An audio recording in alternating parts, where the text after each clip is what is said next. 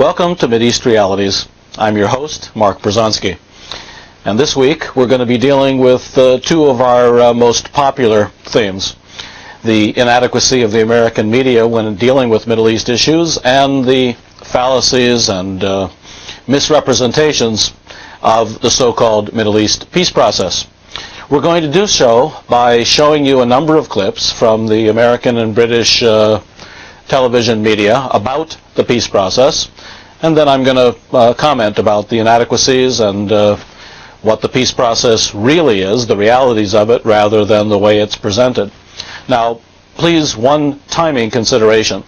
We're making this program in the days just before President Clinton goes on his latest visit to the Middle East, where he's scheduled to meet with the Israelis and then to go down to Gaza and meet with the Palestinians. So we don't know exactly what's going to take place on that trip, though more than likely it's just going to be more of the same that we've been subjected to for many years now. The clips that you're going to see were also broadcast in the days before the Clinton trip. And let's see the first clip now.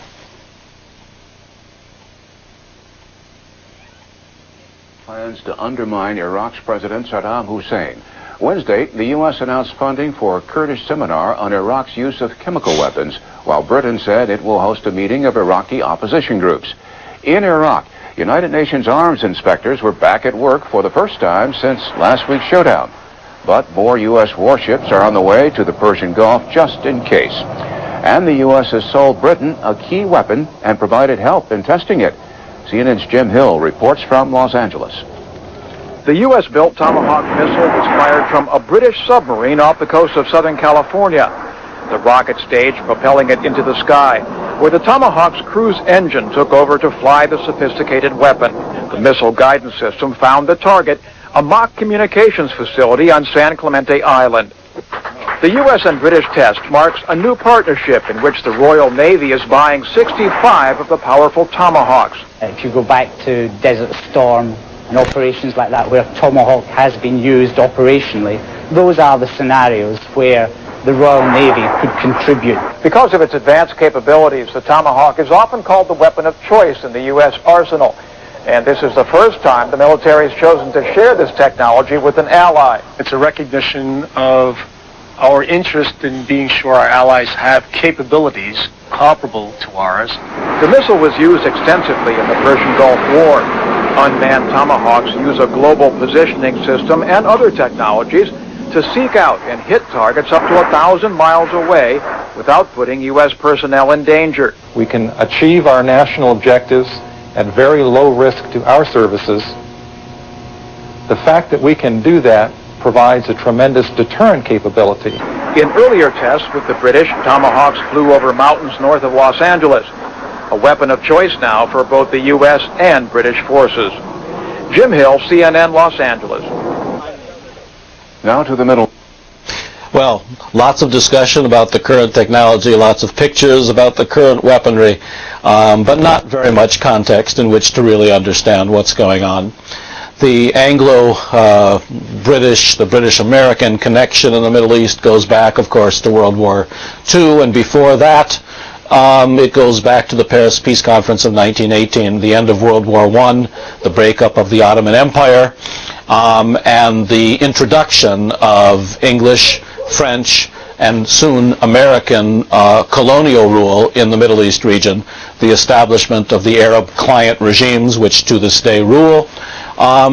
The entire situation in the Middle East is about Western domination, now of course primarily American domination, sub-domination by the Brits, much less involvement these days by the French, except economically in places like Lebanon. But the important thing to understand is that it's the modern day. We're using Tomahawks and satellite technology and instant communications. But what we're really dealing with here is gunboat diplomacy that goes back hundreds of years. Essentially, we rule the region because our arms, our technology, our ability to infiltrate, to listen to covertly manipulate the region is so much greater than anybody else's. And certainly the poor regimes in that region, not poor with money because they have quite a bit of money that they squander, but poor in terms of their ability politically to project their own interests and to maneuver around the Western colonial interests. That is what makes it possible for the West, in fact, to dominate the region. As far as the tomahawks and all go, this is the latest technology which allows the American empire, sharing it in this case with the British former empire, to dominate the region militarily and to take out targets whenever desirable. This technology wasn't available before. It's been developed in recent years in the aftermath, of course, of the American debacle in Vietnam. And now the American military is once again on top with capabilities to take out individual buildings, even individual floors in buildings that we never had before. And using this technology not as a deterrent, but using it specifically so that it can determine what regimes are going to stay in place, and when regimes don't do the kinds of things that we insist they do, to threaten those regimes. Now, the word tomahawk is also somewhat ironic.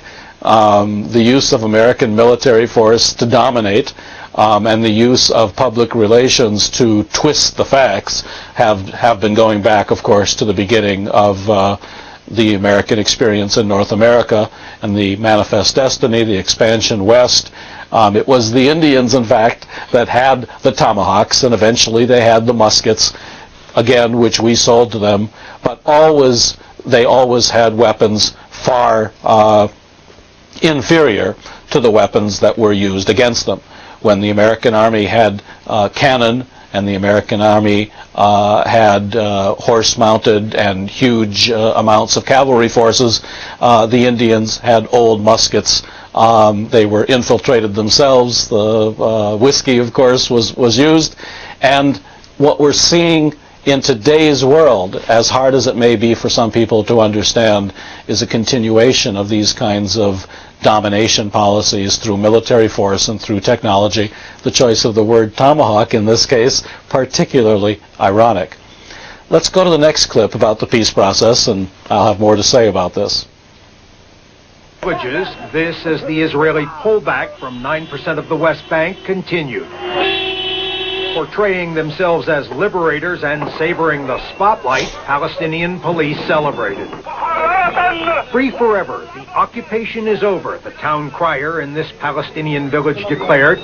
Israeli and Palestinian soldiers are now working in expanded joint patrols along their new borders and got high marks from the diplomats who negotiated this deal. The commanders on the ground had a very smooth transition, and I think the whole process of turning over the 9.1% of the West Bank side, land transfer to Palestinian jurisdiction, whether to area A or B, was done in less than 12 hours and went smoothly. Not so smooth Israel's release of 250 Palestinian prisoners last week. Palestinians cried foul when more than half turned out to be common criminals. Palestinians thought they negotiated the release of what they call political prisoners, those who struggle to end the Israeli military occupation. Yasser Arafat thought he was bringing home what he saw as heroes of the resistance. Not so, said the Israeli Prime Minister. I do not release murderers. Murderers should stay in jail. That was, is, and will remain our policy.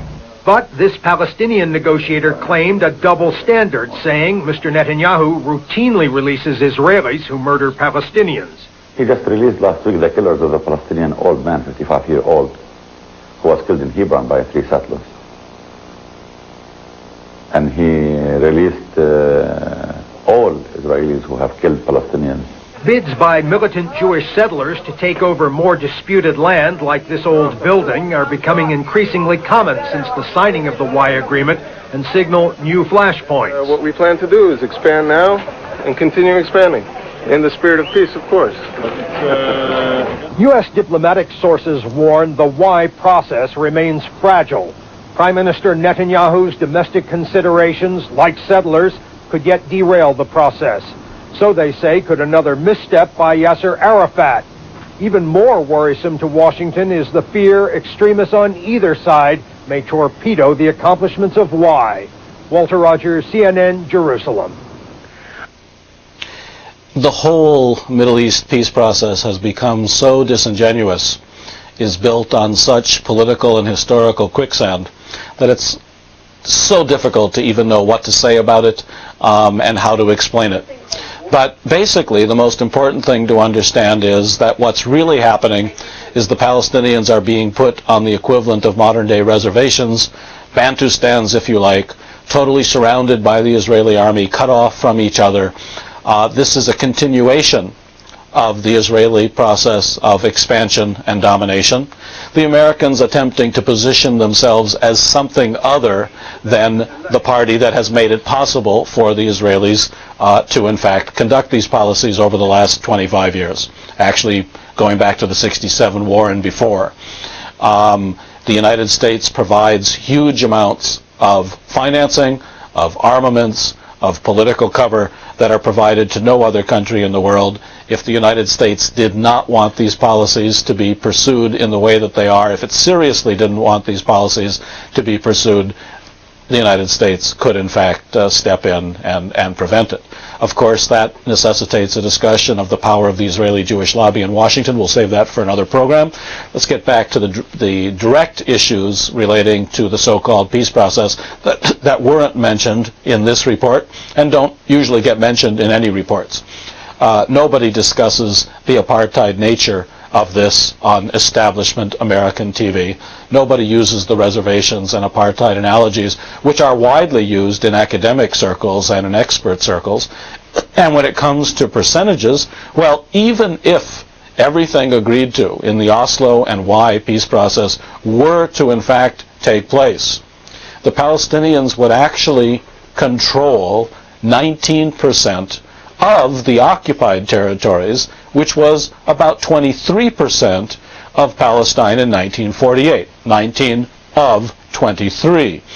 And even that they control in an autonomous way. The areas surrounding all of these autonomy areas are controlled by the Israeli army.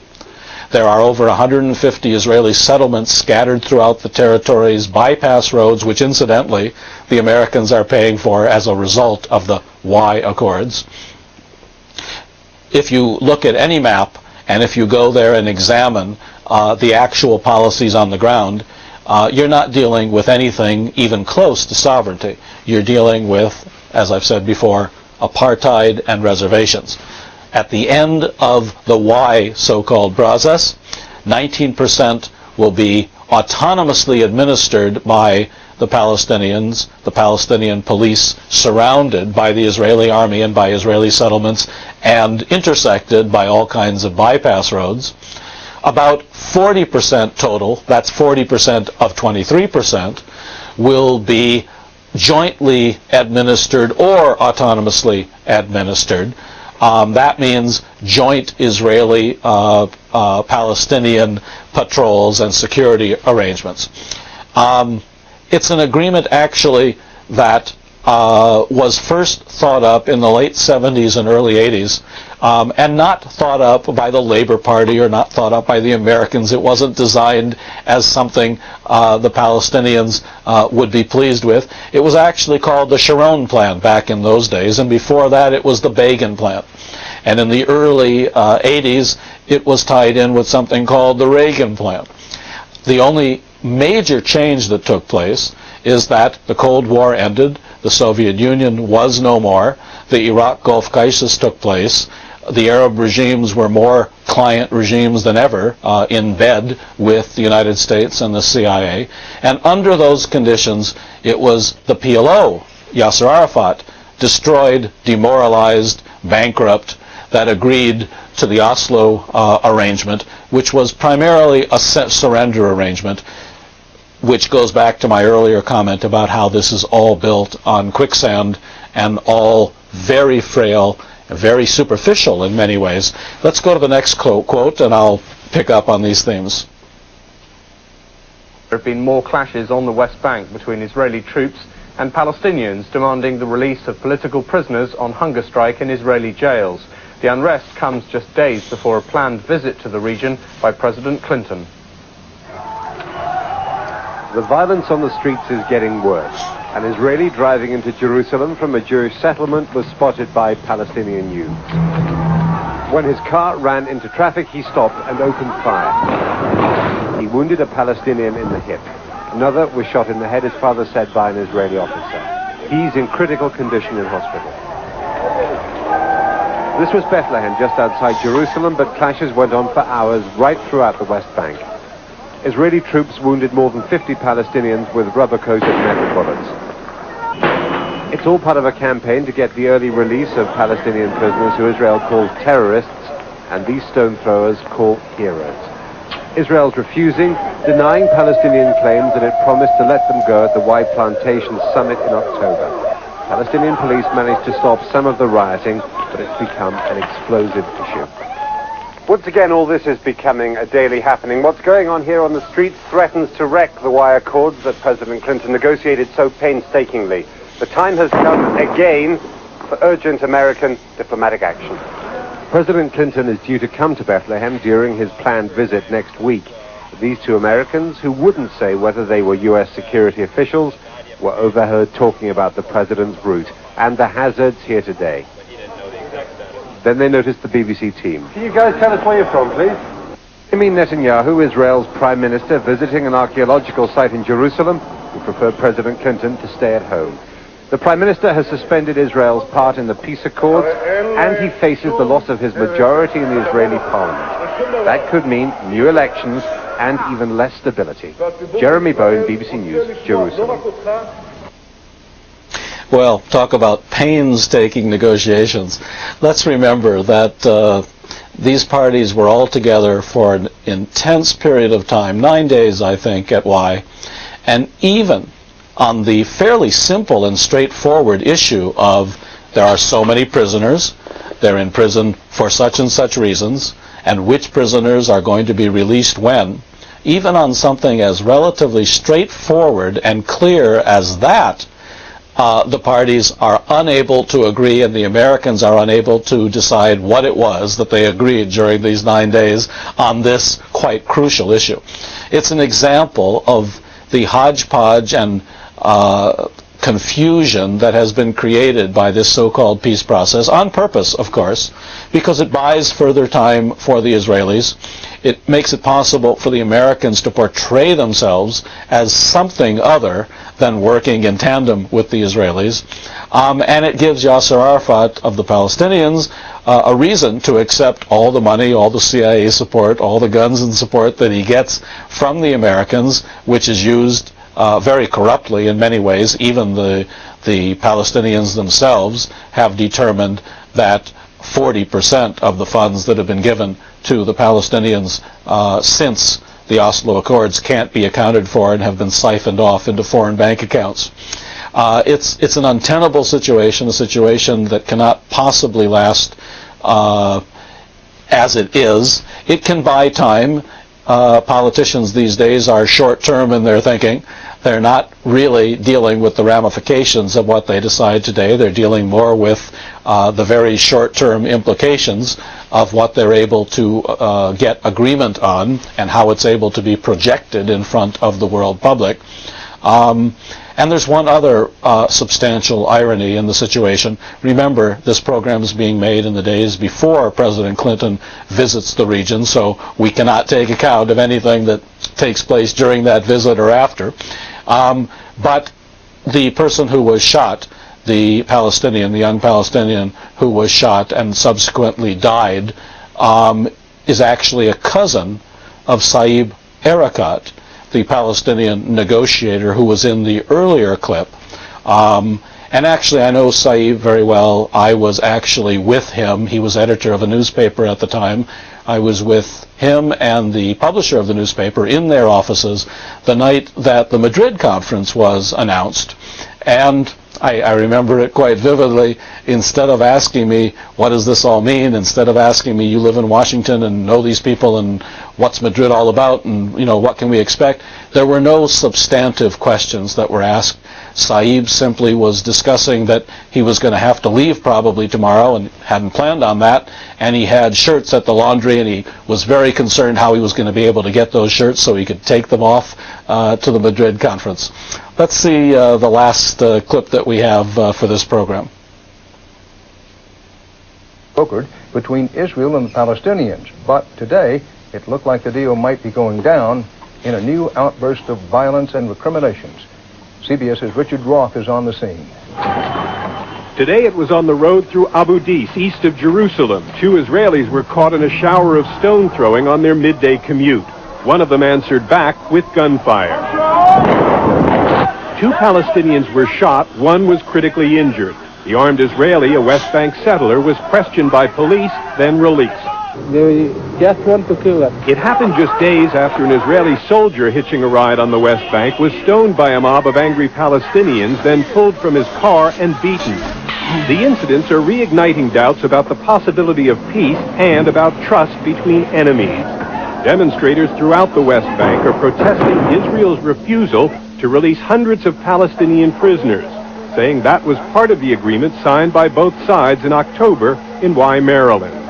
Israel's accused the Palestinian leadership of stage managing the protests and has responded by halting implementation of the Y agreement. Inciting riots, violence, bloodshed on this trumped-up charge of a prisoner exchange? No way. We're not going to play that game. Spontaneous or not, there's worry the demonstrations now could spin out of control. This evening, Palestinian police opened fire on some of the protesters, wounding more than a dozen. The original idea behind President Clinton's visit here this week was to celebrate the peace process. Tonight, it seems, what the process really needs is for someone to come and save it. Richard Roth, CBS News, Tel Aviv.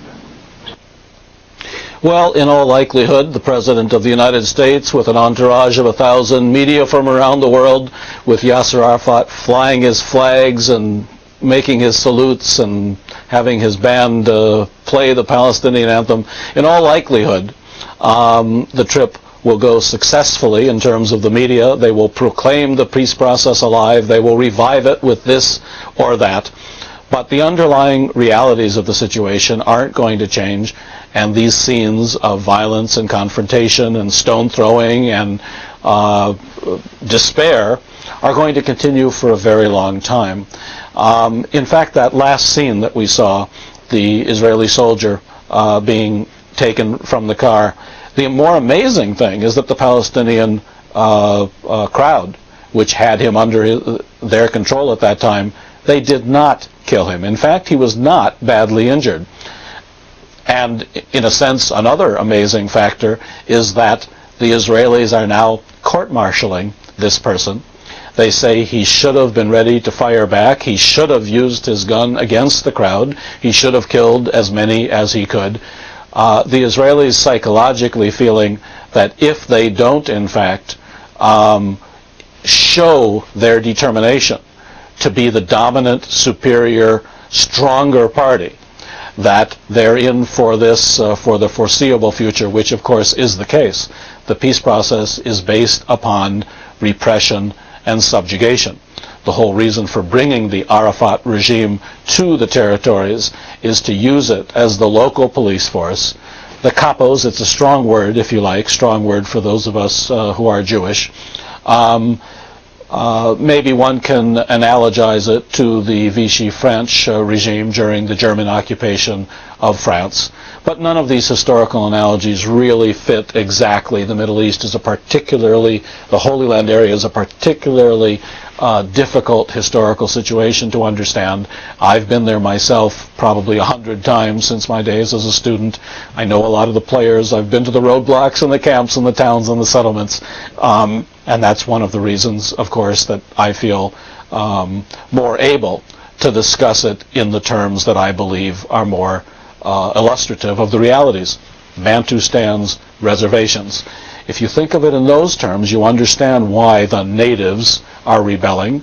If you understand that they can't even move from one area to the other without Israeli permission.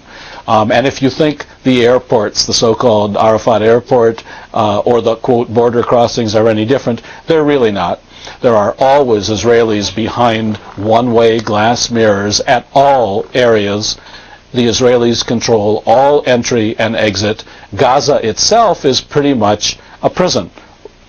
On 3 sides is an electrified barbed wire fence that keeps all of the Palestinian natives in essentially the big prison or ghetto, if you will, of Gaza. Thank you for watching our program. Please tune in next week. I'm Mark Brzezinski, your host, and you've been watching Mideast Realities. Thank you again.